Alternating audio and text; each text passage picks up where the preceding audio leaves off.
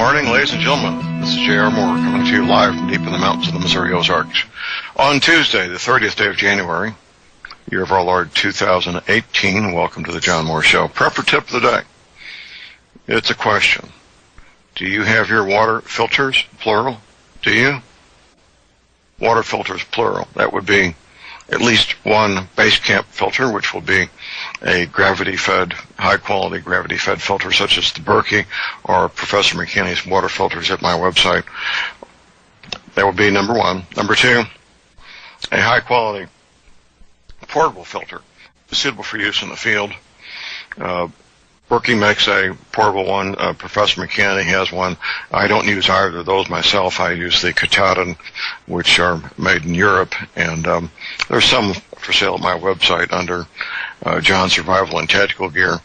Professor McKinney's water filters on the left side of my homepage, and the Berkey water filters on the right side of my homepage. That's your prepper tip of the day. The big news, of course, is the FISA memorandums, and Congress voted yesterday to release them to the public. The people who've read them and commented on them are making comments of a most serious nature. President Trump gives his State of the Union address today. There is some speculation about whether he will mention the memorandums or not. That's up to him, of course. I believe that before the end of the business day, Friday, one day this week, the FISA memorandums will be released, and hopefully that will be the beginning of the end of the Democrats attempting to unseat this president, and the beginning of proper investigation of the Clinton Foundation, the Hillary Clinton campaign, and the things that they were involved with, and maybe even going as far as to look into the legitimacy of Hussein Obama ever being elected president in the first place, which, of course, he was not eligible to be elected president. We shall see. We shall see. We're going to open lines this first hour. Leon Green will be with us hour two. And here we go. 50 years ago today, I was in Vietnam, and 50 years ago today, the Tet Offensive began. Lay a little groundwork here. I got to Vietnam the first week of September 1967. I'd been out of high school 15 months.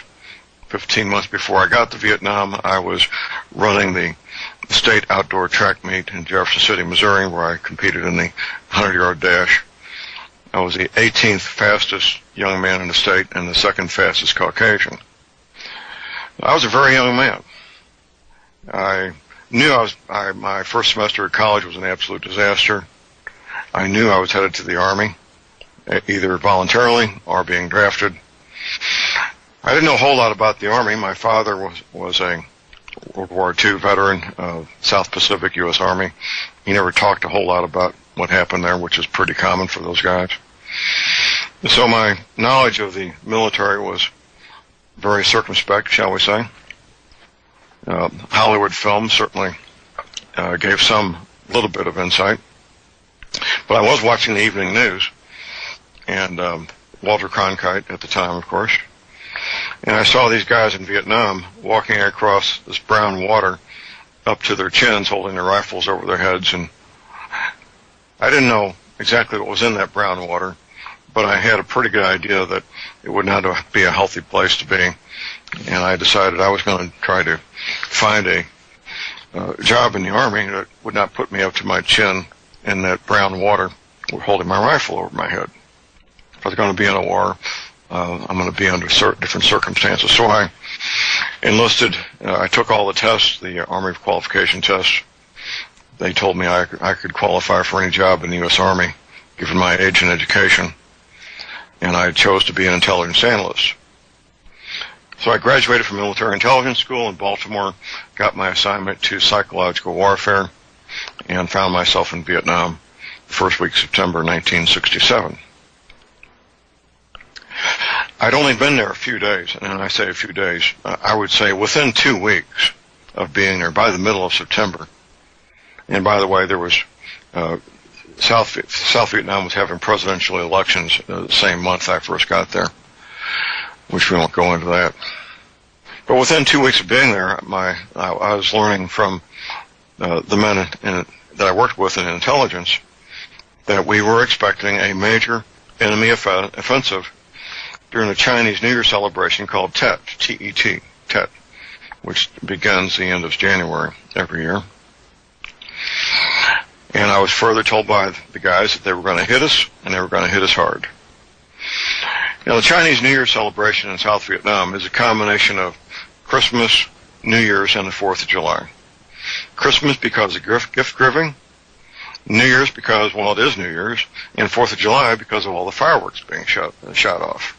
It's the major celebration of the year, and has been for, well, many, many centuries.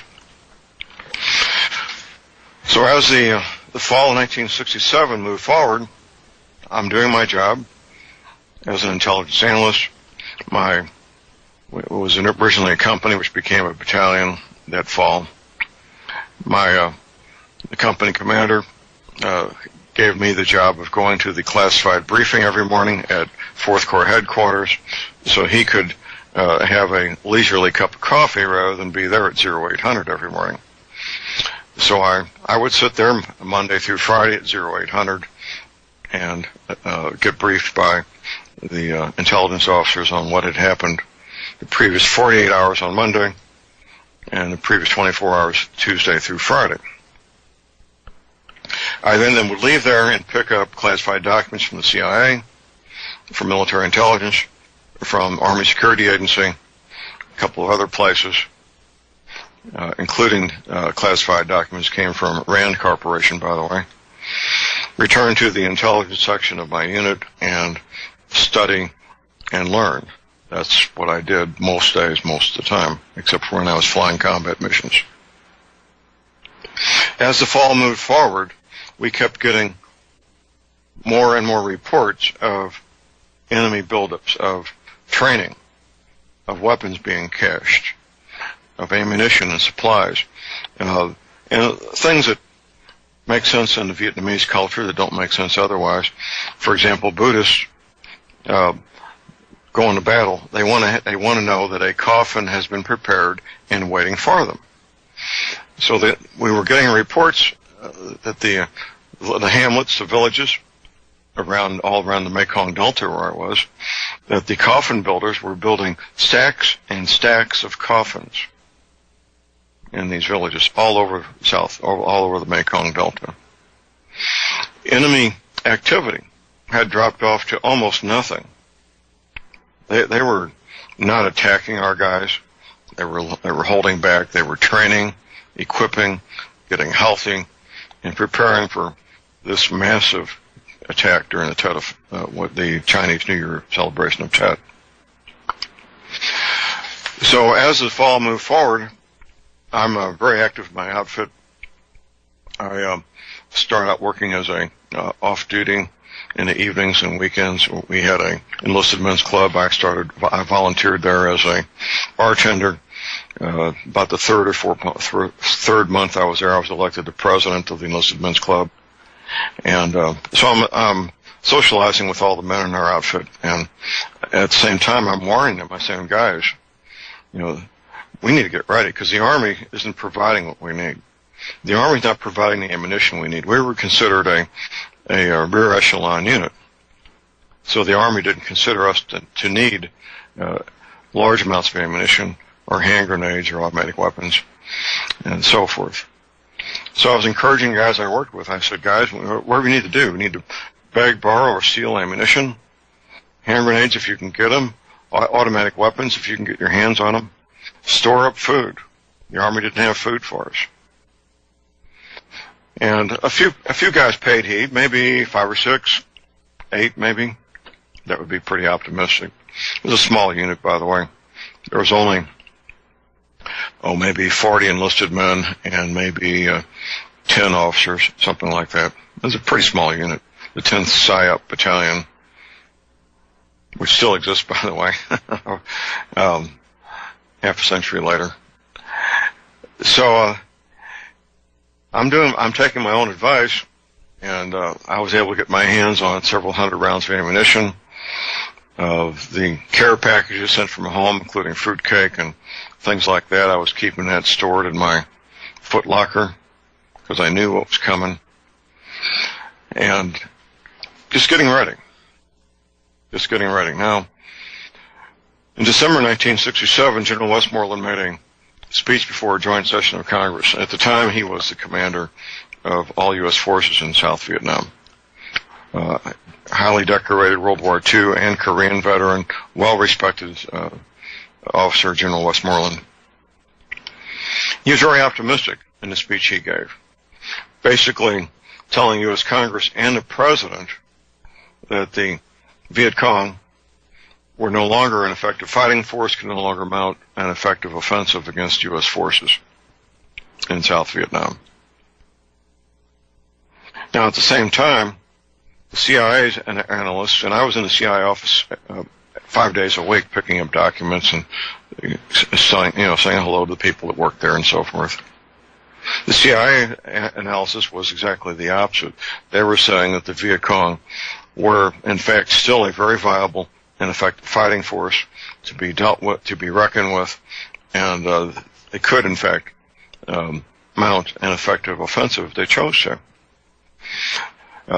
General Westmoreland ended up filing a lawsuit against one of the major networks many years later in the 1980s, $120 million lawsuit against one of the major networks, CBS, alleging libel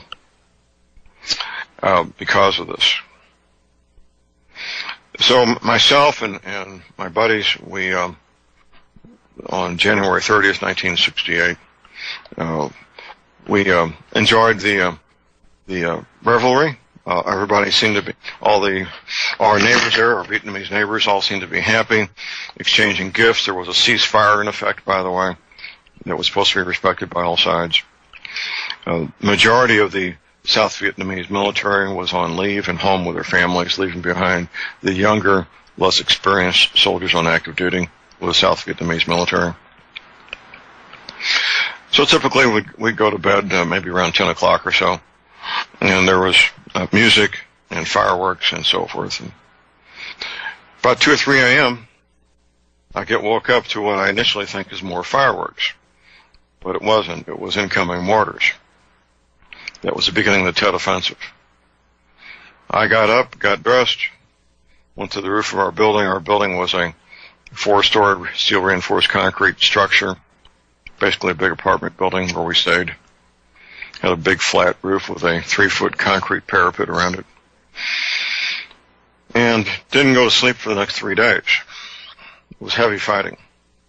Very surrealistic.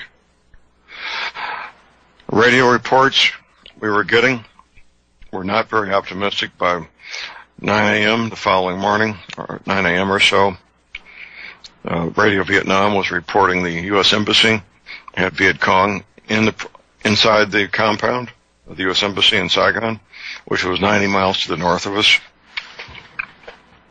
I'm laying there in my belly listening to this, and I'm thinking to myself, if the safest place in this country has Viet Cong inside, what chance does John Moore have down here in the Mekong Delta? Only thing between me and the Viet Cong, a few sandbags and some chicken wire. We had chicken wire attached to 2x4s, the thought being that if the B-40 rocket hit it, it would explode before it got to the building. I'm not sure how effective that would have been, but that was the idea. And like I say, a few layers of sandbags. Got on telephone with our headquarters in Saigon, and my buddies up there telling us that there's truckloads of American dead soldiers being transported back to headquarters. The fighting was intense, house to house, door to door. Now, my outfit was, basically we had 2 buildings at the time. We later got another one, but we had these 2 structures separated by about a half a mile. Mid-morning of the first day, our first sergeant got us all together, all the enlisted men gathered around him. There was, like I say, maybe 25 or 30 of us. And he wasn't a real tall guy, so he stood on top of a milk crate, and great guy, by the way. And he said, everybody who has one magazine of ammunition for your rifle, raise your hand. And there were some guys who literally did not have one magazine of ammunition for their rifle, literally. And I'm not making this up. And he said, if you have 2 or more magazines, keep your hand up. About half the hands went down. 3 more magazines, keep your hand up. A bunch more went down. 4 or more, most of the hands went down. 5 or more, one other guy and myself. So I'm standing there, I stood up my hand up. Sergeant looks at me. We had a pretty good working relationship. He smiles at me. He says, Moore, how many magazines do you have, young trooper? I said, 10, First Sergeant. He said, you keep 5 of them, you split up the rest of them with these guys that need some ammunition. I said, yes, First Sergeant. So I handed out my extra ammunition. Food, we had enough C rations to feed every man 1 meal if they split 1 C ration meal between them. 1/2 C ration meal per man. That's all the food we had in terms of U.S. Army food. We literally, to get fed, we had to run an armed convoy to another part of town. And quite frankly, it was exhilarating. We had 2 deuce and a halves to fit everybody in them, maybe a Jeep leading the way, open top, no canvas. And the Vietnamese civilians were, it reminded me of Paris in 1945. That's what it reminded me of. They were cheerful, they were smiling, they were waving at us, that we were present and moving down the street, heavily armed in our deuce and a halves. Here's our break. Call numbers 800-313-9443.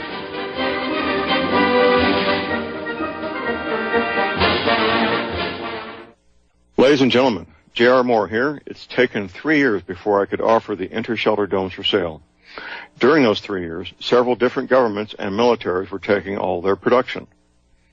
The inter-shelter dome homes may be just what you've been looking for to provide affordable, energy-efficient, permanent, and attractive housing.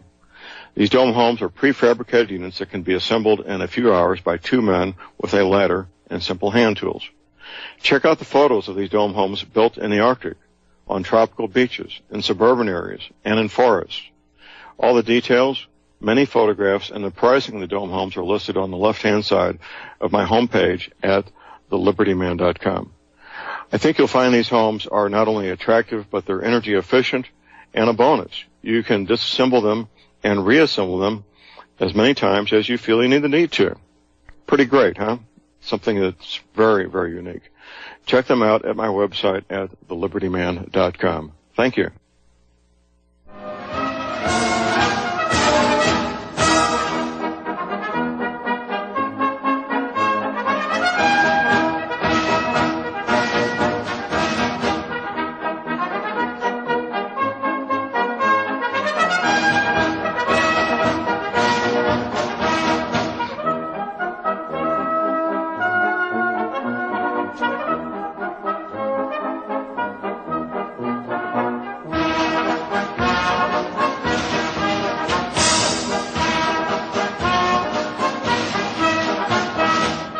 We are back, ladies and gentlemen. We're back. J.R. Moore here on Tuesday, the 30th of January.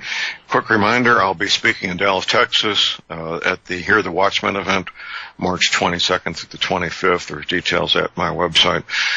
We're talking about the Tet Offensive this morning, which began 50 years ago today. We got a caller on hold. Jeff in Massachusetts. Good morning, Jeff. Good morning, John. John, I love it when you share your war stories. I feel like I learned so much when you talk about your war stories, because I'm hearing a first-hand account of what happened in Vietnam, and I love history. Now when you're talking about the Tet Offensive, the thought came to my mind, which is history always repeats itself. We have Muslim training camps in this country, backed, along with communists, anarchists, illegal aliens.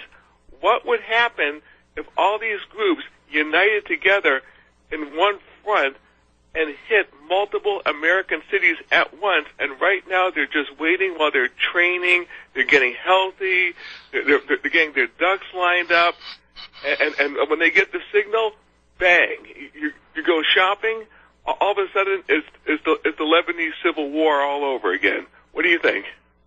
Well, that is one of the possibilities that we're certainly looking at in the not-too-distant future. The Muslims and the communists may not, the foot soldiers may not be all that bright, but they have very bright leadership, and they know how to hurt us and where to get the most effect for their efforts. So I encourage everybody to maintain their situational awareness and have a plan A and a plan B to deal with such a contingency. Yes, and also too, urban areas, urban Democrat areas where they have strict gun laws, that's where they're going to hit. And I try to avoid those areas if I can. And when I do shopping at Whole Foods, I try to go in the suburbs and areas like that to try to avoid the urban areas because that's where they'll hit. But what are people to do if they let's say live in a Democrat area because most of prepping seems to be aimed at people that live on the farm and live in the sticks. But I'll hear your answer off here. But what are people to do who live in an urban area, particularly an urban Black or Spanish area or a ghetto? What are people to do? Are they just to pack up and flee all of a sudden, or how people survive in urban warfare? Thank you very much, Sean. Okay, Jeff. Well, I'll give an answer that will help Jeff and people that find themselves in that situation. If you can't get out now, you need to have a bug-out plan to get to a safe haven where there's people expecting you and looking forward to you, where there's going to be food, shelter, water at a safe distance in a defendable spot. If you take off and bug out without that safe haven waiting for you, you become a refugee. That is not a wise thing to do. If you have no choice, obviously you do it. But the prudent person prepares ahead of time so that they have that safe haven waiting for them. Okay, getting back to the Tet Offensive. What American forces did in Vietnam was occupy and take over everything that the French military left behind. That's what we did. Fourth Corps compound was built by the French military. We took it over. It became our headquarters. Right across a wide boulevard. When I say a wide boulevard, it must have been almost a football field wide. Was Canto University. The main academic structure was a 3 or 4 story steel reinforced concrete structure with classrooms and laboratories and so forth. That was on the east side. North, there was more kind of a commercial district, south sort of commercial, and west residential. The Viet Cong attacked from the east and the west. They had a squad or two, I'm not sure how many, somewhere between 12 and probably 25 men up in the academic building with heavy machine guns, rocket launchers. So they were putting a fire down into the Fourth Corps headquarters from that direction. And then another element, which is probably 2 or 3 companies, came up from the canal, which one of our buildings was right on the same canal, by the way, just, maybe 400 or 500 yards away. And they were attacking through the densely populated urban residential dwellings there. So I'm up on the roof of my building watching the fires as the battle was progressing, and that part of the city was literally on fire. Very surrealistic because there was no response from any first responders. The fire just burned out of control. Here's our break. Call numbers 800-313-9443.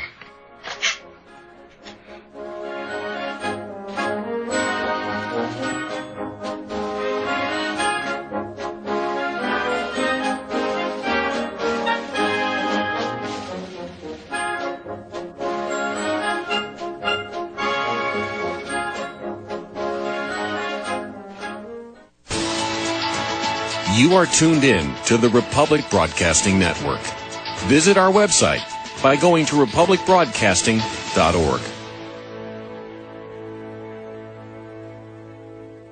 Ladies and gentlemen, J.R. Moore here. We're continuing our energy cleaner promotion, which began August of 2016. In this promotion, you get to buy an energy cleaner, $70 off retail, and a mattress pad, 10% off retail. $200 of the purchase price of the energy cleaner goes to Republic Broadcasting. This is a great way to help get energy cleaners out to people who need them and have some financial issues to deal with. And, of course, a great way to support Republic Broadcasting. Here's what you do. Send in a postcard. My address is John Moore, P.O. Box 201, Davidsville, Missouri. We pick a postcard every 2 weeks.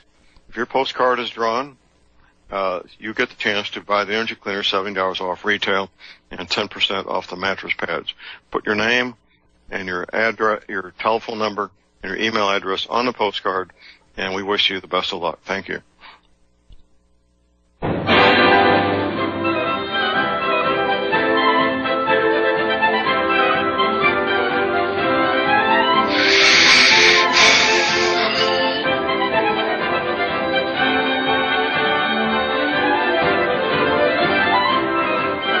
All right, we are back, ladies and gentlemen. We're back. J.R. Moore here on Tuesday, the 30th of January. Let's see if this thing got posted yet. Not yet. We're going to have a new image of the continent with new coastlines. Should be posted before the end of the day today. Look forward to that. I don't want to steal my own thunder. It's a good one, and it's from 1959. If you are watching a movie or TV show and see an image of a continent with new coastlines, get that screen capture to me. You get your choice of any of my 5 DVDs as a thank you. It's a fun project, and we got our first one of the year, and I'm sure we're going to have many, many more as the year moves forward. Also, my website, of course, on energy cleaners. You heard the spot a moment ago about the energy cleaner promotion where we help people get energy cleaners $70 off retail. Energy cleaner is a marvelous healing device. That's what it is. It helps you get a great night's sleep. I use mine every night. It helps you with pain mitigation, joint pain, arthritis pain, back pain. Doesn't matter what source of pain is. You'll probably get pain relief.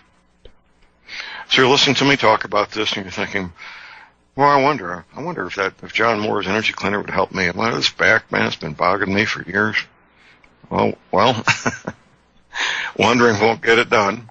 The only thing that's going to get it done is picking up that telephone, calling my order line, order your energy cleaner, or the mattress pad you need, twin size, full, queen, king, California king, and get it shipped to you and get it set up and use it. That's what's going to work. As of 30 days ago, we now have a 90-day money-back guarantee on the energy cleaner. Yes, I take PayPal. PayPal is, in fact, the most secure way to make any payment online. PayPal also takes payments if you live in the USA. MasterCard, Visa. You need to send me a check. I got a money order in the mail yesterday. Just send me that money order, that check. My address is right there at my website at thelibertyman.com. You can study up on energy cleaner at my website at thelibertyman.com. You can place your order right there, or you can use my toll-free order line, 800-592-9543. I say again, 800-592-9543. Today marks the 50th anniversary of the Tet Offensive in Vietnam. Those first 3 days, at least from my perspective, it really wasn't clear how this was going to work out. By the beginning of the 4th day, it was clear that we were kicking butt, and we were, in fact, going to win this battle, which went on for a month, basically, on one hand. So while we did win the battle, we lost the psychological battle. You can't have it both ways. The U.S. military, President Johnson, were telling the American people that the war was being won and was winnable, yet the enemy was not capable of doing what they did during the Tet Offensive. So the American people really, by this time, we'd been at war for a long time, basically beginning at the end of World War II. But the buildup really began in 1964, so we'd already been in that war longer than World War II. By the time of the Tet Offensive, people were tired of it. And to have this enemy that we're being told is basically nearly defeated to do what they did was a major blow to the war effort. It was a major blow. Now down where I was in the Mekong Delta, getting back to the offensive, I was awake the first 3 days continuously with no sleep. And by the beginning of the second day, my brain was starting to play tricks on me, especially at night. Sleep deprivation is a sight to behold, to say the least. So I was awake and watching this battle go on. It was pretty spectacular. The mortars being lobbed in from across the Bassac River, the helicopter gunships firing right down into the city. Shell casings were falling right on top of me. I had to, these hot shell casings from the helicopter gunships were falling all about me. And of course the carnage, the death of both enemy combatants and civilians, things that no person should ever have to see or hear or smell. The refugees. A good portion of the city was burned down that first night, turning the people that lived there into instant refugees. They were residing in a city park with no accommodations. I mean, none. It was pretty bad. But at least they were alive. We had another French compound that was used for housing and recreation and food and so forth. Ekin compound, it was called, named after an American soldier who'd been killed. And it was a soccer field. It's the French, right? So the French had a soccer field right next to it. We used it to land helicopters and drop off the wounded who were picked up by ambulance and drop off the dead soldiers also, which were basically tossed out of the side of the helicopter like you would toss grains of sacks of grain, I should say. There was no proper treatment of our deceased soldiers. They were just tossed out like sacks of grain and stacked on the ground, 5 or 6 deep, waiting to be picked up and hauled off. There's nothing like sitting in the back of a truck and having a helicopter fly over you and blood drips out over you from the helicopter. That's something I'll never forget. I remember the evening of the third night, we were being briefed. I was sitting down. I hadn't had any sleep for 3 days, and I got notice that one of my buddies in my football team had been killed in combat. And under those circumstances, I couldn't outwardly show, at least I felt I couldn't outwardly show emotion, but I just completely collapsed inside. I had a number of guys from my football team in high school spread out through I-Corps, 2-Corps, 3-Corps, and 4-Corps. We weren't really in touch with each other. That was not easily doable under those circumstances back then. For you youngsters out there with social media, communication was difficult. We wrote letters back and forth, making a phone call meant standing in line for maybe an hour to make a phone call. I never made a phone call from Vietnam, never even attempted to. I made audio tapes, which I still have the audio tapes that I made and sent back to my parents, and I'm thinking about splicing them together in chronological order so my grandchildren can have a record of what their grandpa did in the war. And I've never listened to those. I recorded them. I never have listened to them. I know I got instructions from my father to stop telling my family exactly what was going on because it was scaring the hell out of my mother. So I backed off from that, being descriptive about what I was doing, what I was seeing. Obviously, we got through the Tet Offensive, and life went on, but it was never the same.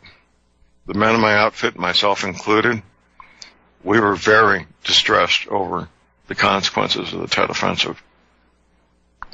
What was done, what wasn't done, how ill-prepared, how absolutely ill-prepared we were for something that we knew was coming, at least I knew it was coming. What was I, a 20-year-old corporal? A 20-year-old corporal in the U.S. Army. The only thing lower than me in military intelligence was a wastebasket. But I knew what was going on. Why didn't the rest of the Army? Why weren't we prepared with proper levels of food and water and ammunition, getting ready for what was known to be coming? Why wasn't that done? Well, because it was politically incorrect. You can't be preparing for something to get ready for an attack by an enemy who isn't capable of doing that, right? Of course not. I wrote an article, I think it's posted on my website, about denial. And denial is not a river in Egypt. Denial is a human behavior, a human response that I've learned is very natural and normal for people to have this attitude.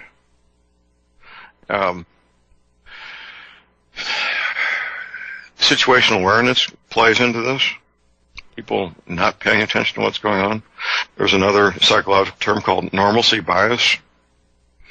If it was a pleasant and normal day today, then tomorrow will be a pleasant and normal day tomorrow also. Normalcy bias. All those things played into this. And I've remembered these lessons all my life. It's embedded in my DNA. And a lot of people, at least many people, if they haven't forgot, they had their wake-up call about normalcy bias. Morning, September 11th, 2001, how things can be just completely normal, and as they should be, one moment, and the next we're watching one of the tallest office buildings on the planet get hit by airplanes. Normalcy bias. It's a natural, normal thing. I understand that on one hand. On the other, get over it. Get over it. I'm not suggesting you throw the wife and kids in the minivan and head off for the national forest. No, not at all. And there are people who think that's their getaway. That's their plan, by the way. Not a very good thing to try to do. What is proper is prudent preparations. Living the fun, full, happy, normal life that we all want to have on one hand, while on the other, making prudent preparations, because things can happen and things will happen. I'm going to have a new article published at my website later this week about a very important matter. I don't want to talk about it too much yet until it's published so people can read it. But it is a matter of utmost urgency and utmost concern, backed up by scientific evidence, by the way. Coming out of the Tet Offensive, all of us in Vietnam, our attitudes all changed about that war. We knew how vulnerable we were. We knew how strong the enemy had been and would soon be again. There was another offensive just a few months later, by the way. It was almost as bad as the Tet Offensive. That was around May or June, I guess it was. No, they weren't giving up. They weren't defeated in the least. It was a civil war. We had, quite frankly, we were doing the wrong thing. The communists, the Russians and the Chinese, they were fighting it the right way, providing aid and comfort to their allies, the North Vietnamese, but not putting their own men in the fight. And that's what we should have been doing, quite frankly. And also, quite frankly, all we needed to do to win the war was to sink one boat. That would have been the dredge up in Haiphong Harbor. The dredge that kept the shipping lanes open for the cargo ships that were unloading all the weapons of war and everything needed to fight that war.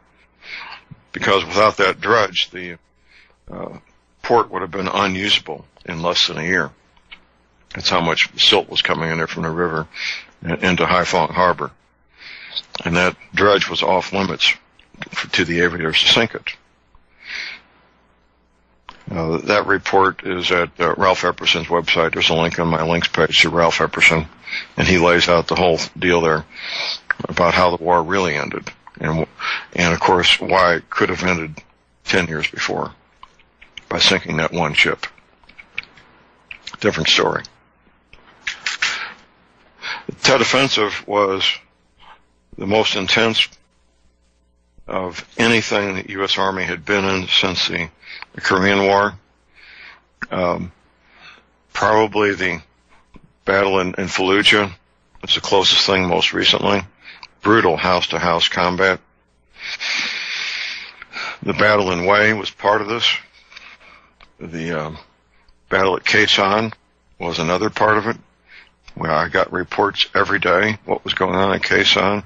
The Marines up there, God bless them, they were under the most incredibly heavy attack, day after day, week after week at Khe Sanh. One of my American Legion members, I believe he may have been there. We haven't really talked about it that much. He either was there right before or right after at Khe Sanh as a Marine. And he and I simply haven't talked about it. Maybe we need to. You hear me on every show encouraging people to get ammunition.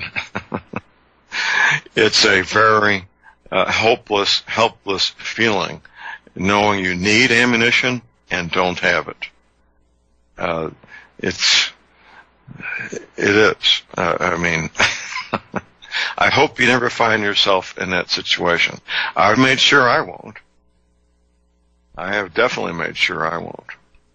And I hope you never find yourself in that situation. There's no such thing as too much ammunition. Really, there's not. It properly stored, it keeps for decades. There's still plenty of World War II ammunition out there in perfect condition, by the way. So there's no such thing as too much ammunition. There's no such thing as too much food. There's no such thing as too much water. There isn't. And if you want to put yourself in a very dismal, hopeless situation, you put yourself in a situation where you don't have those things. I've mentioned this before, but it's been a while.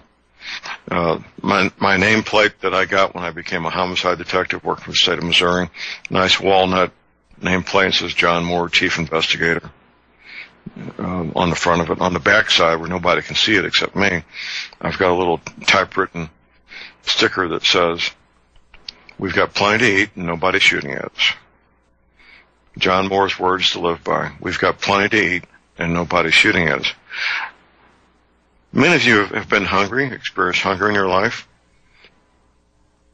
Here's John Moore's interpretation of hunger. Hunger is two things. It's being hungry and having the food you want to eat, having armed, dangerous men that want to hurt you between where you are and where the food is. That's hunger to John Moore. Here's our break. We'll be right back.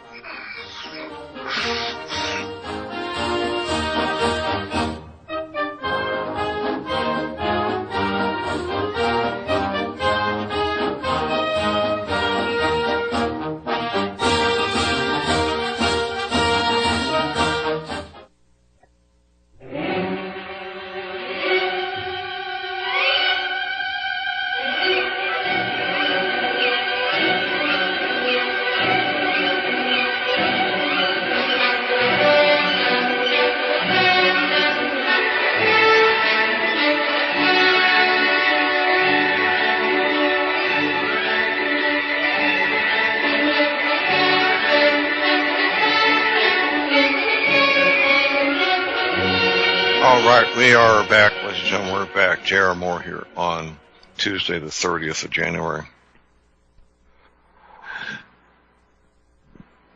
I got orders.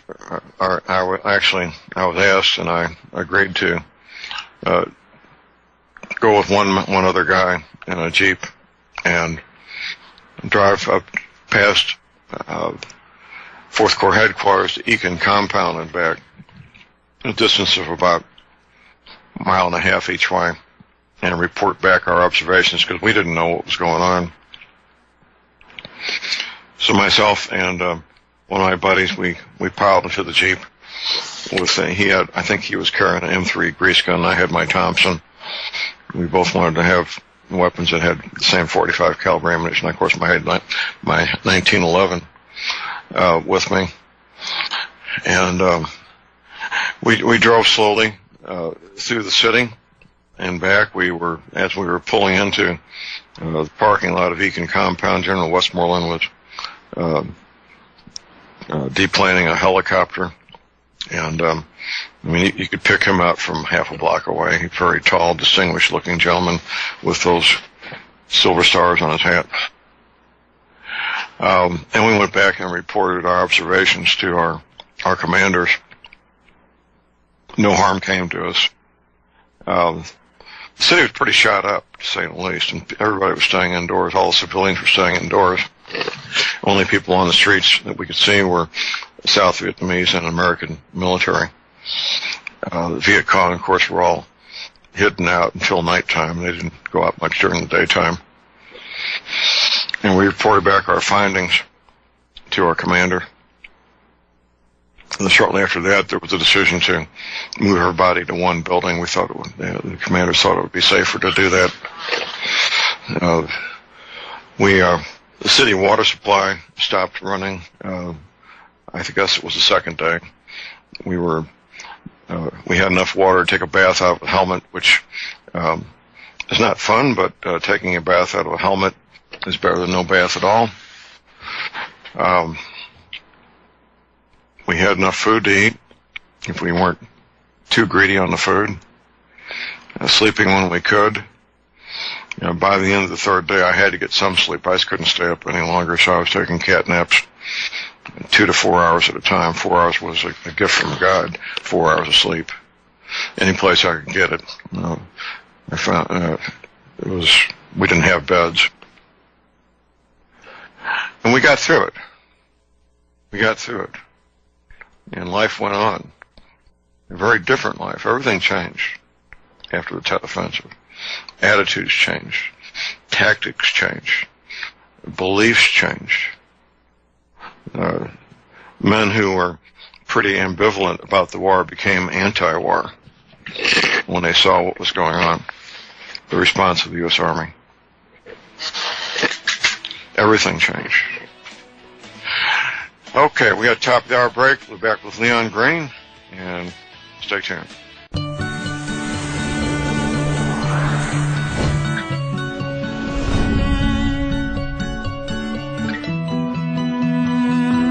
All right, we're back, ladies and gentlemen. J.R. Moore here, our second hour on Tuesday, the 30th of January.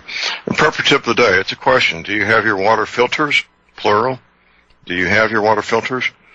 If not, make sure you got two. You need one base camp filter, which would be a high-quality gravity-fed filter, such as one of the Berkeys that I offer for sale on my website, or Professor McCanny's at my website also. And you want a second water filter suitable for backpacking and use in the bush. I like the Katahdins. They're made in Europe. There are some listed for sale at my website under John Survival and Tactical Gear. That's your prepper tip of the day. Okay, it looks like Leon Green has not yet called in. He may be detained someplace or be in a place where there's poor cell phone service. So we will continue our discussion about the Tet Offensive until Leon calls in. Hopefully he'll call in soon.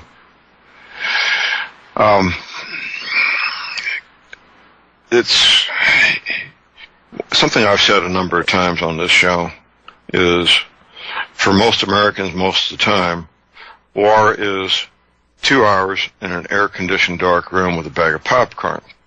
That's what war is for most Americans most of the time. And there's some relevance to realistic combat footage. There was a time, it took me a long time to get past it, but there was a time when realistic combat footage, especially if it was something I was personally involved in, would really be something that would get my blood going, get my adrenaline going, just like I was in combat. One of the things about your subconscious, a realistic combat scene, your subconscious can't tell the difference between actually being in combat and watching a movie that has a realistic combat scene. So it can be very disturbing, especially to a combat veteran, to watch some of this footage. If not disturbing, at least give the combat veteran, put them back into combat, shall we say, at least in their mind, which is a very powerful thing, by the way. Nothing to be taken lightly.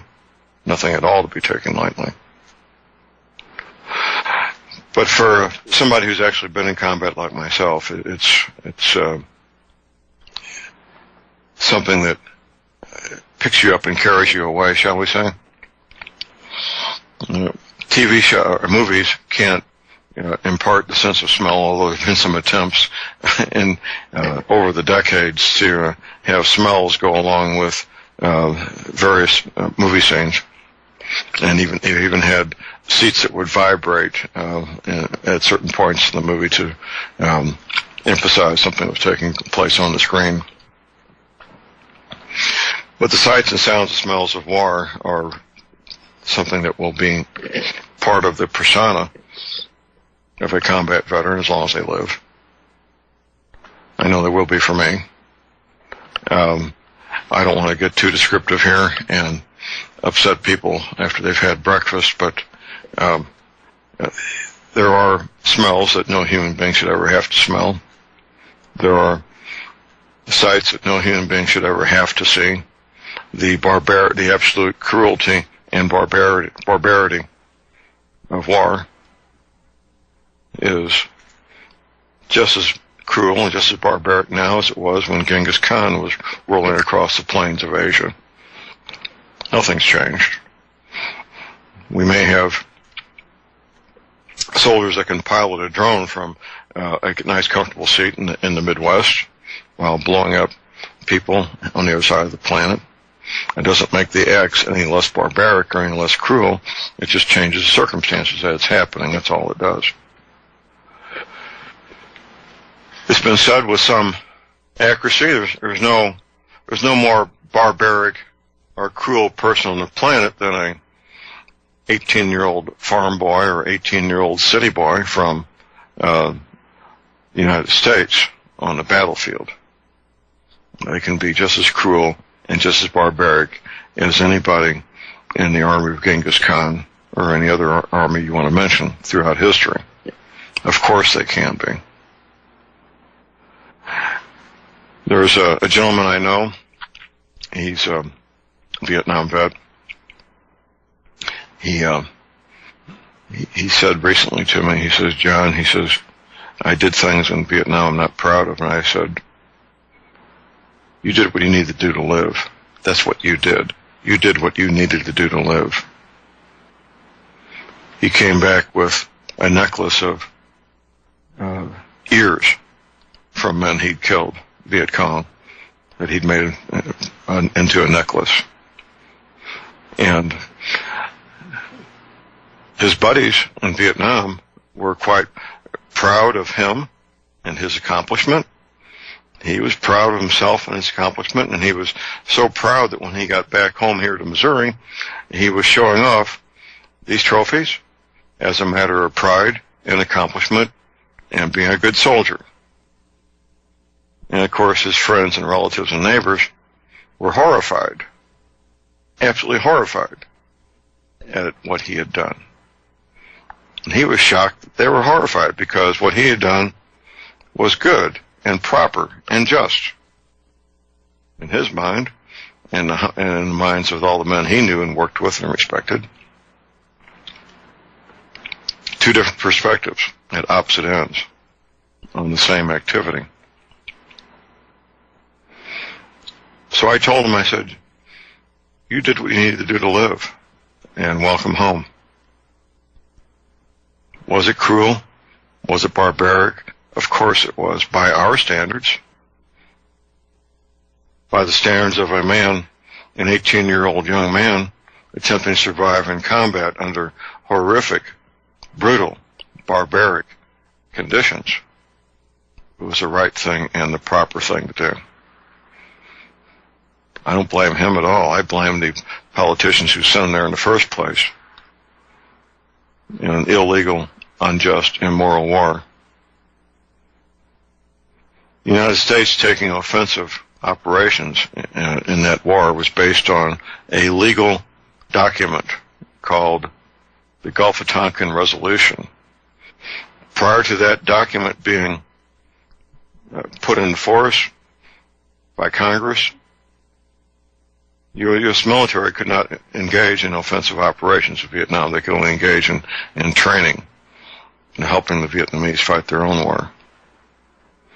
Gulf of Tonkin Resolution was based on the Gulf of Tonkin incident, and thank goodness, Robert McNamara, I believe, was a war criminal, in my opinion, in a lot of ways. Just like President Johnson was a war criminal and President Nixon was a war criminal.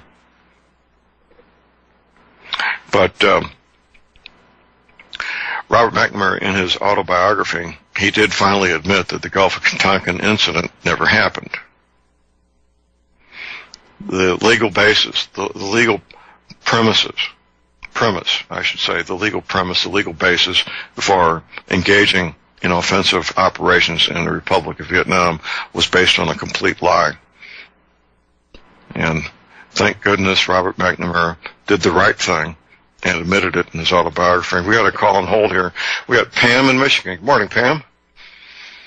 Good morning, John. I want to thank you for sharing your experience.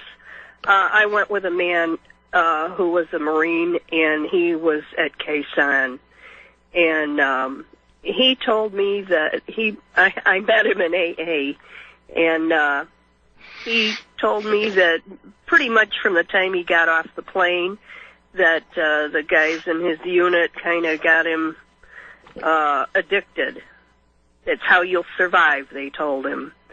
And anyway, he never quite got over it, but he started one of those trophy necklaces that you spoke of. And he didn't speak a lot about it, but his actions said everything. He was hypervigilant, and I learned a lot from him, but he was a walking casualty of Vietnam, I believe. Well, there were tens of thousands of men that were in a very similar situation, Pam, to that gentleman, and some got past it. Vietnam was the first war we fought with teenagers being the main men on the battlefield. The average age in World War II for men in combat, I think, was around 23 or 24. The average age in Vietnam was 19. And on one hand, 18, 19-year-olds do make good soldiers. On the other, they don't have the emotional maturity to deal with combat. They really don't. So, well, anything else? Go ahead, Pam. He just never got over it, and he passed away as a result of drug use, I believe. But anyway, so sad. And anyway, like I say, I just wanted to thank you for sharing your experience, because God willing, we will not live through that here in our country, but I don't know. Okay. Thank you. Pam, thank you for the call. We appreciate it. Call number is 800-313-9443. Next we go to Glenn in Philadelphia. Good morning, Glenn. Hello, John. You've just spoken about the barbarity issue, but you also pointed out a little while ago that many of the military came to be against the war. When they saw the Tet Offensive and things like that.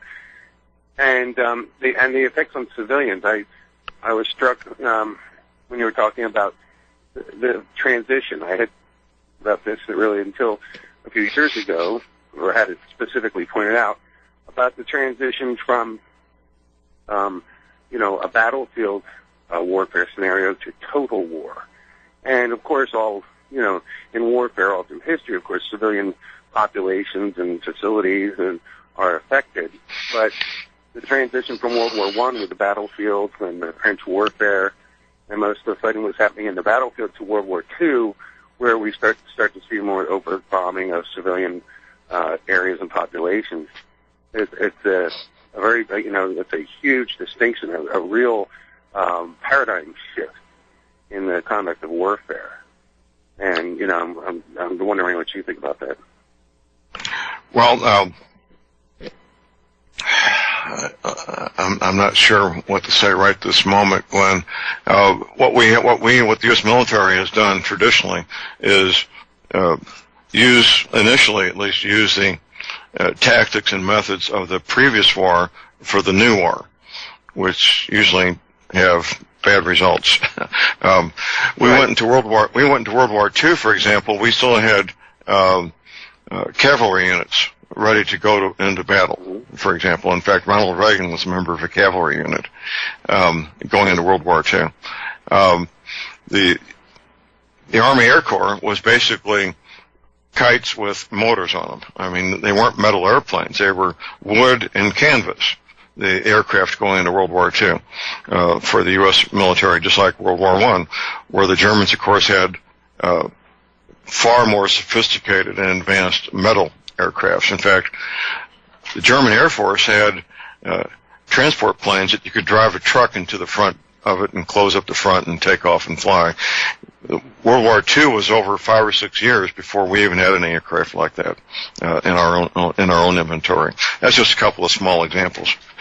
Yeah, I remember growing up being amazed by the C-5 Galaxy. That was to see that sort of loading on those.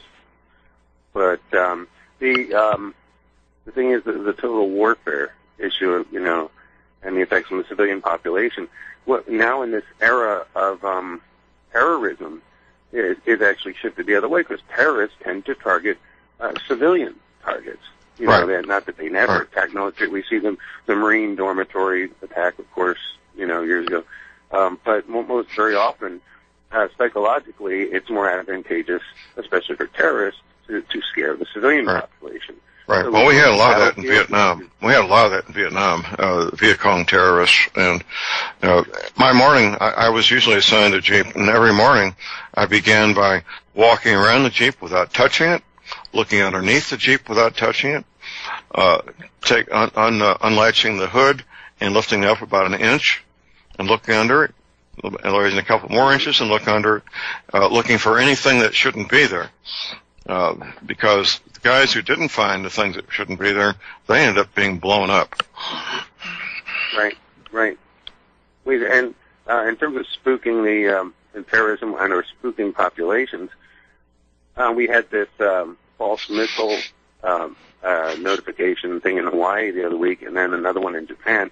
But I maintain that I often think that someone wouldn't even have to drop a conventional or tactical nuke weapon into a civilian city for America to respond. They could just have a missile fly over a major civilian population and detonate a conventional warhead in a vacant field somewhere, and it would be enough to have the effect of having everybody freaking out. You don't even actually need to do the damage. Just make the point that it could be done. And well, that would be very alarming. I'm not sure it would accomplish much except being alarming, and by the third day, people would go on with life as if nothing had happened. But it would be alarming. You're right. What's funny you say the third day. The capacity for people to forget what has happened in the recent past. I mean, modern Americans have the attention span of gnats. I mean, I think back to the hurricanes back this fall. We saw the island of Barbuda leveled. We saw St. Martin's ravaged and people robbing food from each other. Puerto Rico with 4 million people and people still leaving by the thousands. The Houston flooded. And yet now we see no follow-up, on any of this. And it's as long as you personally in your area of the country weren't affected, it's as if this never happened, Or we don't pay attention to upheavals in the world, like Venezuela, what's been going down there. I mean, people eating zoo animals and stuff and, having insufficient food. We either don't know, don't want to know, or hear about it and then forget about it, as long as our personal lifestyles, our personal regions aren't directly affected. All right. Glenn, thank you for the All right, call. John, We appreciate it. Okay, we got a break. We'll be right back.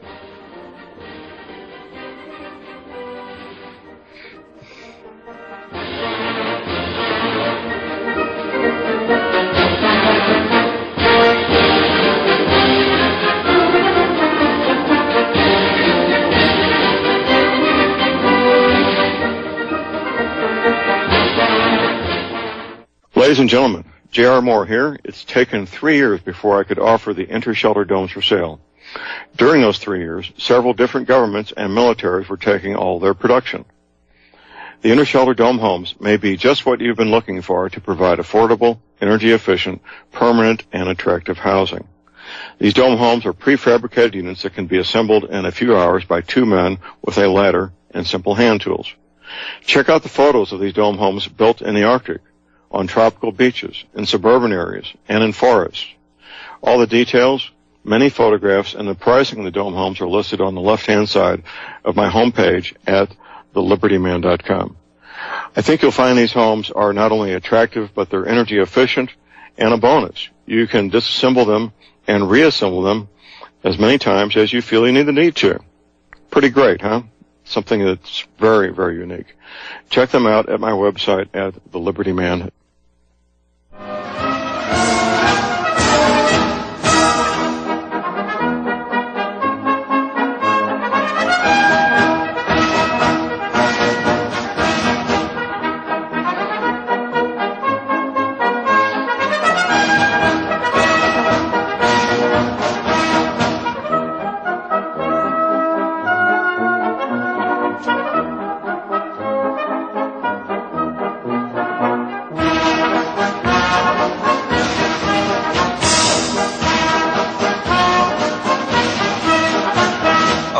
We are back, ladies and gentlemen. We're back. J.R. Moore here on Tuesday, the 30th of January.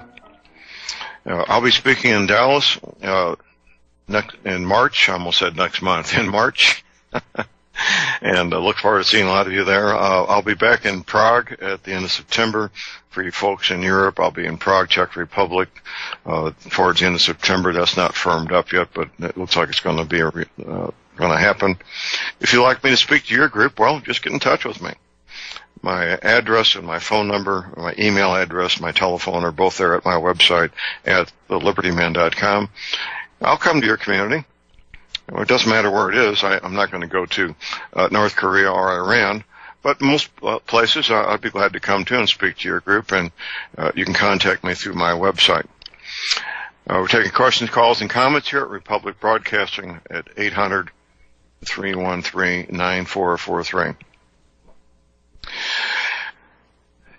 The Vietnam War was, up until recently, was the longest war of the United States, and these never-ending wars in Afghanistan and Iraq have ran well past the length of the Vietnam War, unfortunately. I was watching one of the Jack Reacher films last night. Tom Cruise plays a character called Jack Reacher, who is a independent crime fighter. I'm not sure how to describe him. Kind of a vigilante kind of guy fighting for the right things. But in the film last night, there was a company bringing back pure opium from Afghanistan, disguised as military transport.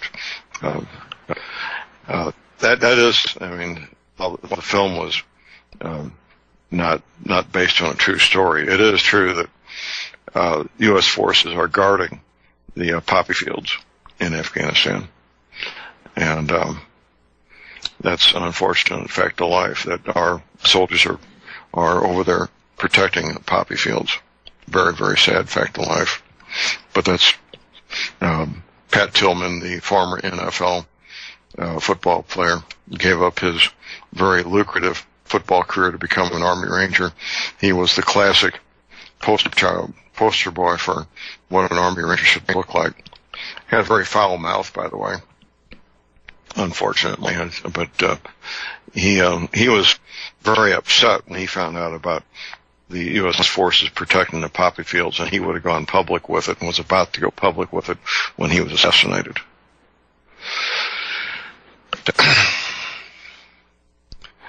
One of my buddies in Saigon, he's short-sighted, nearsighted, I should say, nearsighted, very bright, graduate of a respected university. He got drafted, I think he was 24 years old, so he was one of the old guys. And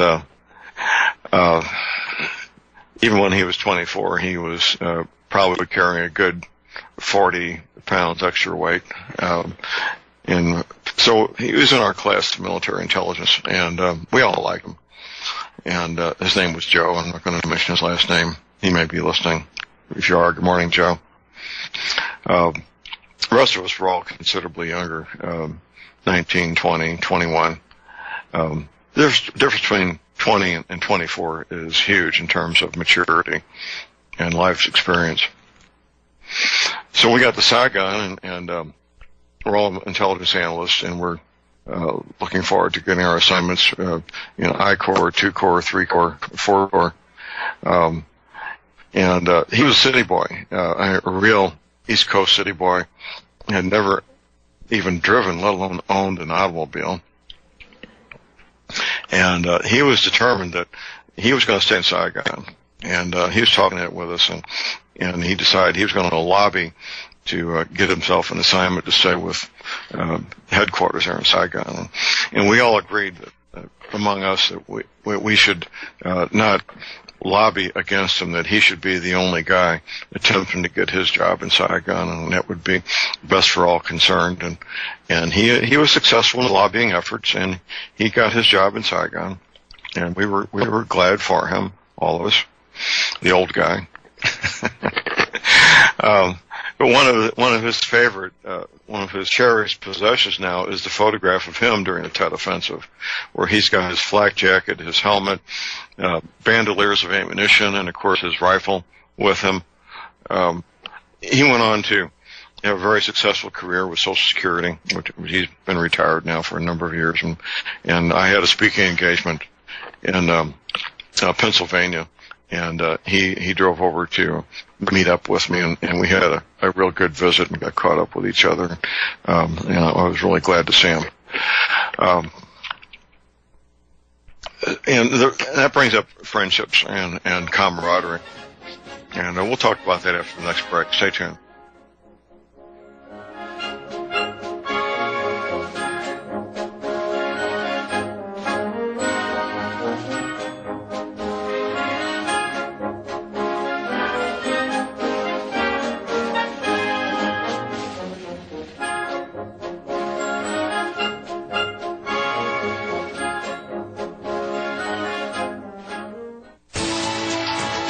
You are tuned in to the Republic Broadcasting Network.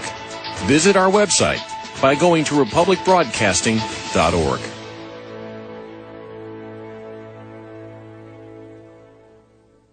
Ladies and gentlemen, J.R. Moore here. We're continuing our Energy Cleaner promotion, which began August of 2016. In this promotion, you get to buy an Energy Cleaner, $70 off retail, and a mattress pad, 10% off retail. $200 of the purchase price of the Energy Cleaner goes to Republic Broadcasting. This is a great way to help get energy cleaners out to people who need them and have some financial issues to deal with. And, of course, a great way to support Republic Broadcasting. Here's what you do. Send in a postcard. My address is John Moore, P.O. Box 201, Davidsville, Missouri. We pick a postcard every 2 weeks. if your postcard is drawn, you get the chance to buy the energy cleaner, $70 off retail, and 10% off the mattress pads. Put your name and your address, your telephone number, and your email address on the postcard, and we wish you the best of luck. Thank you.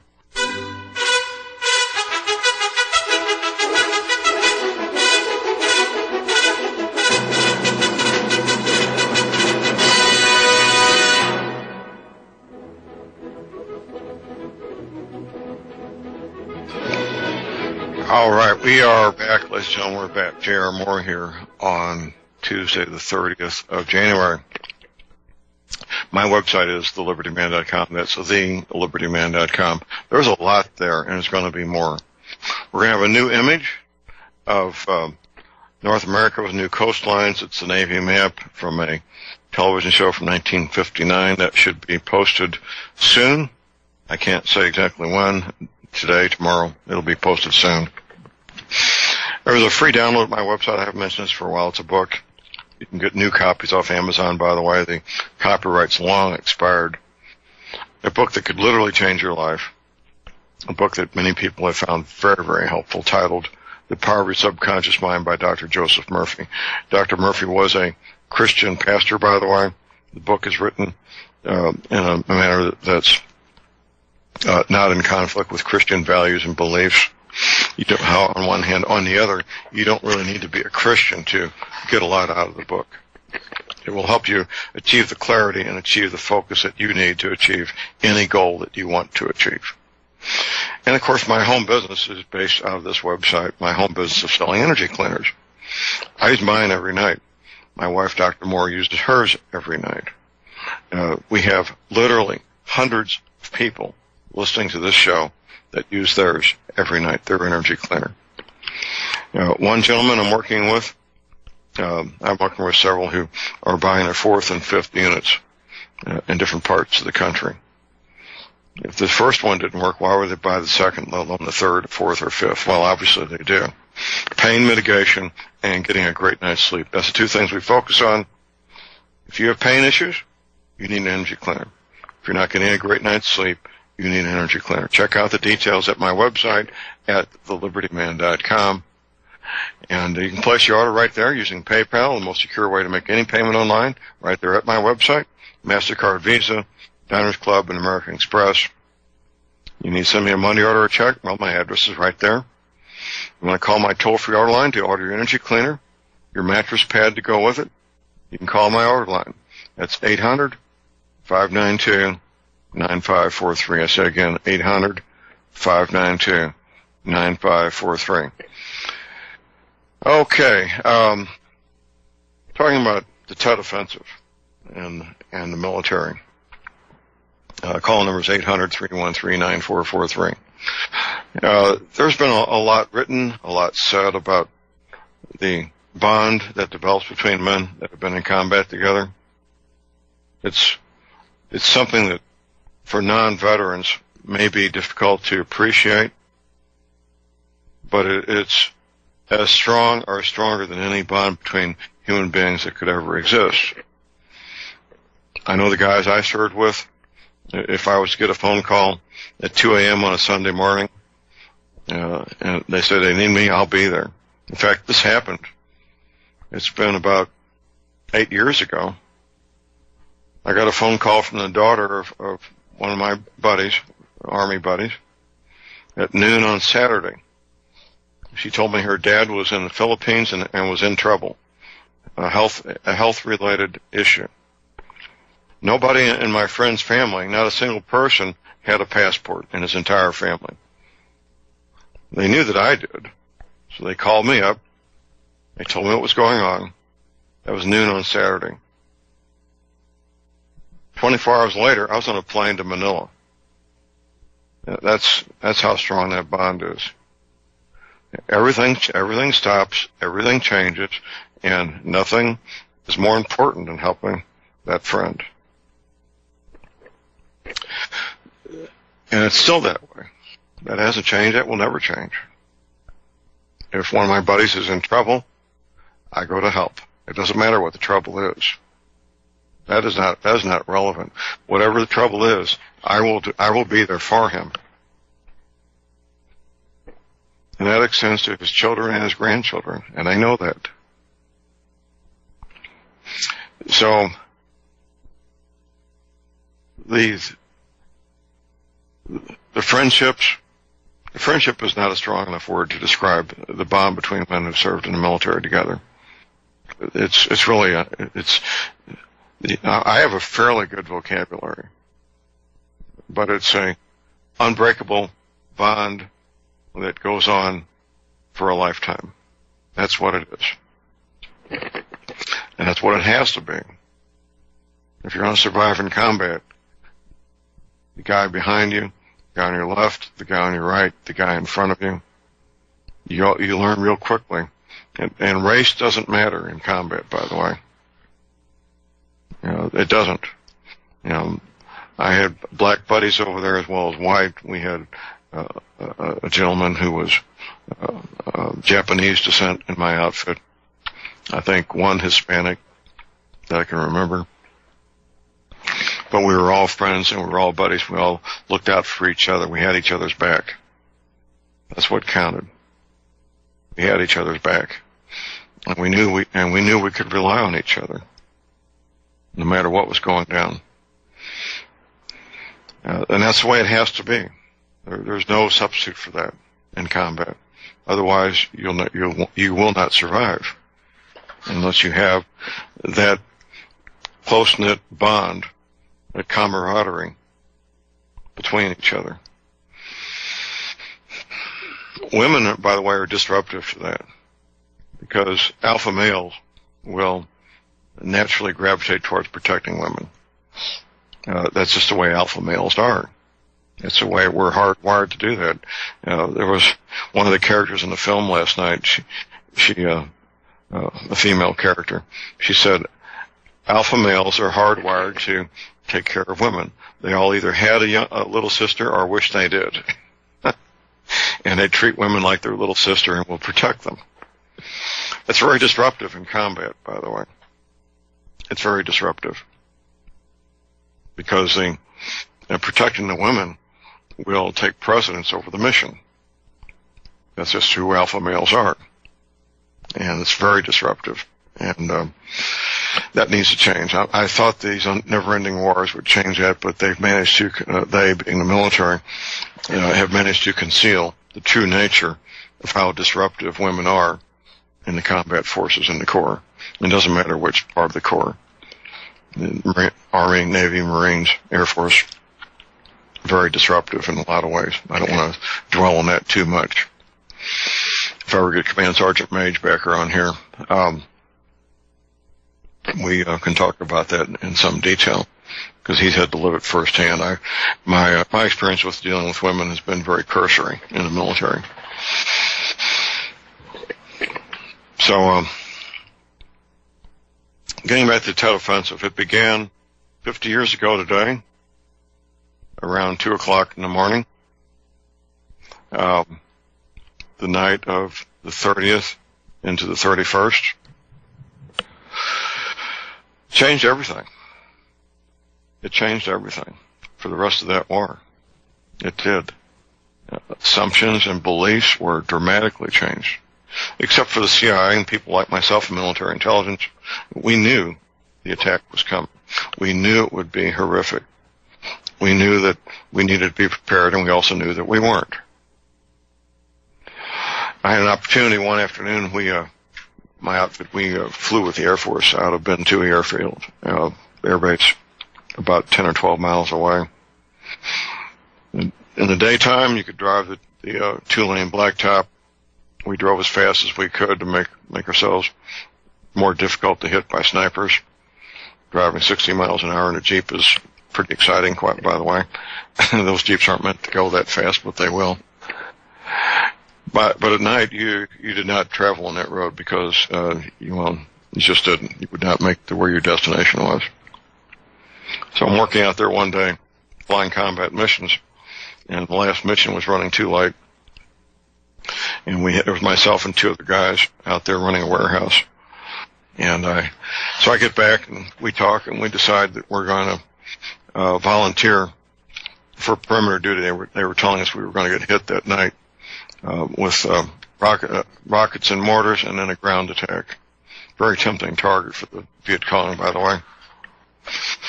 So I became the spokesman for our little group of 3 guys, and I found the Air Force major in charge of security.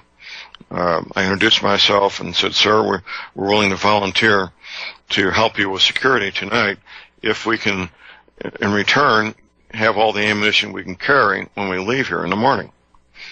And he just smiled. I mean, he was like a kid that's got a new bicycle on Christmas. He was so happy to get 3 real soldiers instead of these Air Force guys who didn't know which end of the rifle the bullet came out of.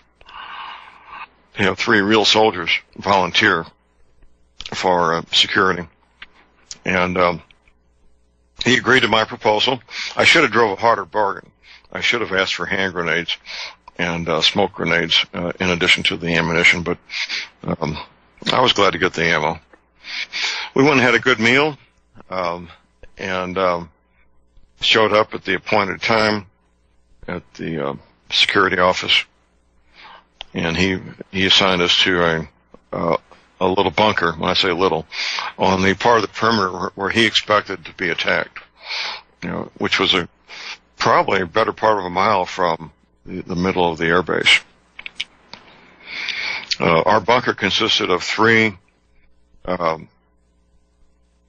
metal containers that were used for shipping 500-pound bombs.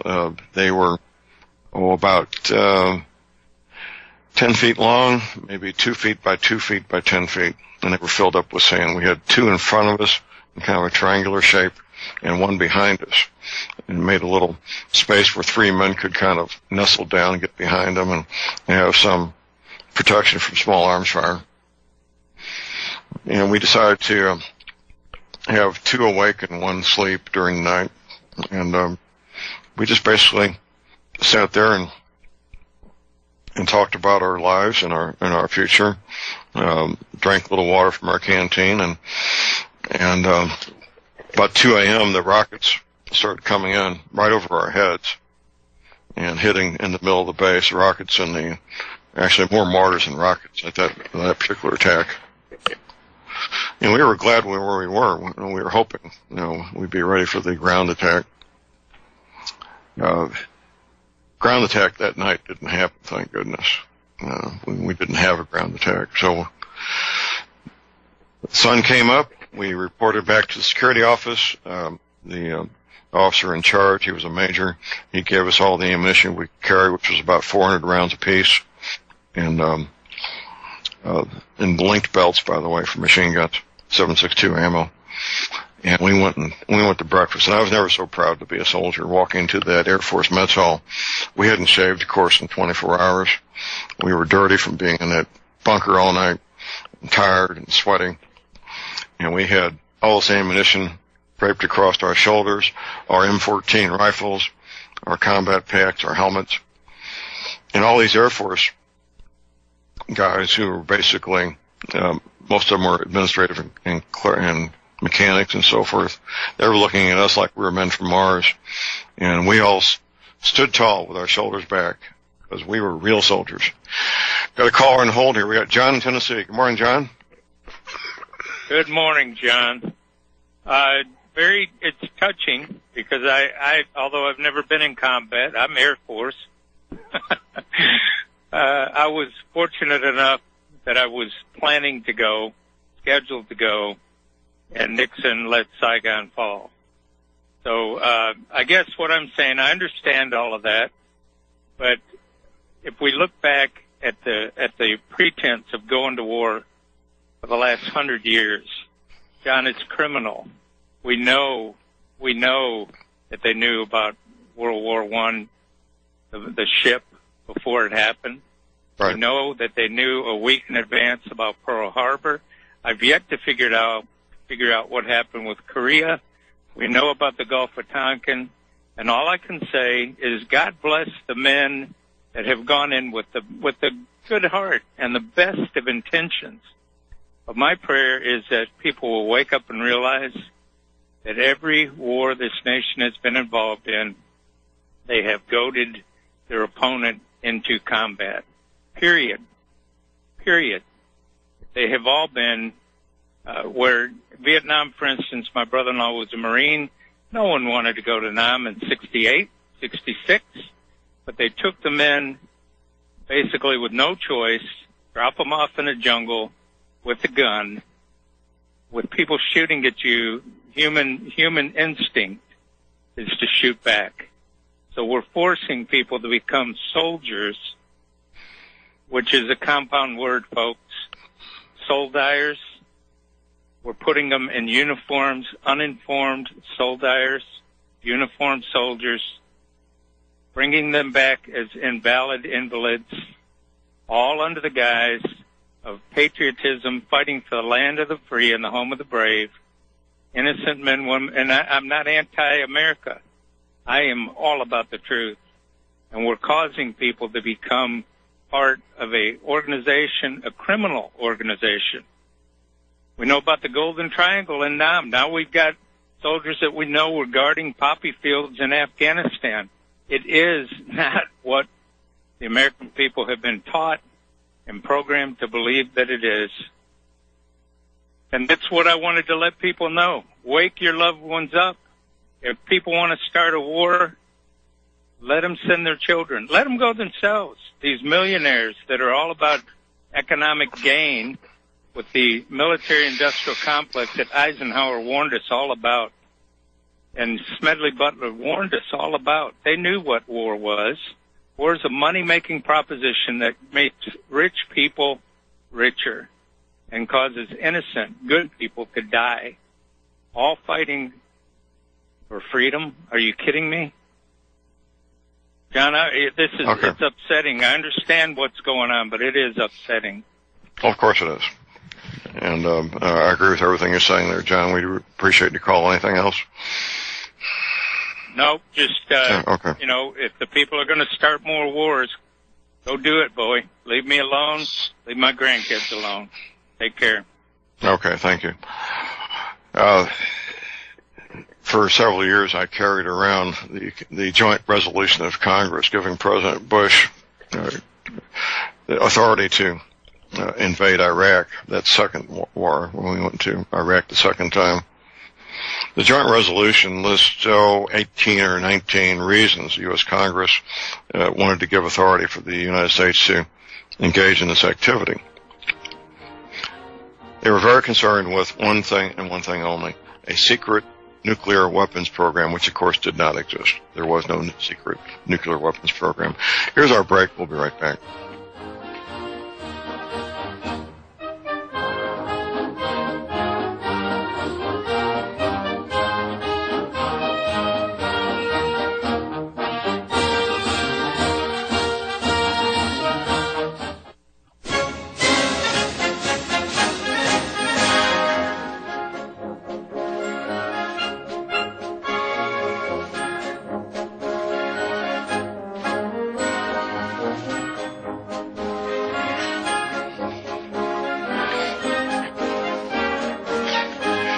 All right, we are back, ladies and gentlemen. We're back. J.R. Moore here on Tuesday, the 30th of January.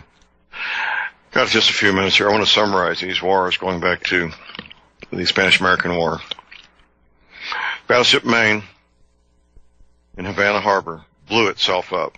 The steamship, the steam boiler blew itself up. We know that now. The evidence has been recovered. It was not a matter of Spanish commandos. And we went to war because of that fallacy. The passenger liner Lusitania, World War I. The German government was running ads in the New York newspapers, do not book passage on this ship. It will have cargo, that is weapons of war, making it a legitimate target for the German Navy. Do not book passage on this ship. Well, Americans booked passage on it anyway. It was in a convoy going across the Atlantic until it got near Ireland, when it, for reasons we don't know, dropped away from the convoy, making it a nice, tempting target, a legitimate target of war. And, of course, that began our involvement in World War I. We had no business being in that. A little side note. The head of the American Central Bank and the head of the German Central Bank were related. I think they were brothers, if I'm not mistaken. John from Tennessee was right. We knew about the attack on Pearl Harbor before it happened. That was no secret. Franklin Roosevelt had been Secretary of the Navy in World War I. He understood naval power. He understood how to make sure that the ships that we needed to fight World War II were safe at sea, away from Pearl Harbor, and the old battleships that were no longer regarded as all that useful were tempting targets. He also made sure that the aircraft, the American airplanes, were parked in circles with the engines facing inward. Planes can't go backwards, by the way, under their own power. He also made sure the radar was turned off that morning. How about that? Korea was, unfortunately, the only legitimate war we fought in the last century plus because of treaty obligations, and a horrific meat grinder. The General MacArthur wanted to use nuclear weapons against the Chinese. He was Harry Truman was advised by his advisor not to do so. It turned out that advisor was a communist agent. We didn't know that until years later, that the advisor advising President Truman was in fact a communist agent, and told President Truman that the Red Chinese also had nuclear weapons, which of course they did not. And we've already talked about Vietnam, how the Gulf of Tonkin incident never happened, and Iraq, how the joint resolution was to go after Saddam's nuclear weapons program. Now, he did have weapons of mass destruction, which is chemical, biological weapons, and of course those came from us, made in America, because Saddam was our ally. And Afghanistan. Oh, this is great. We got the equivalent of 2 busloads of Saudi Arabians in Afghanistan, so we go to war against an entire country. That's what we did, and we're still doing. That's it for today. Medical supplies, energy cleaning, your essential oils. And right now, never ever get guns and ammunition. Have a fun, safe, productive day, and God bless America.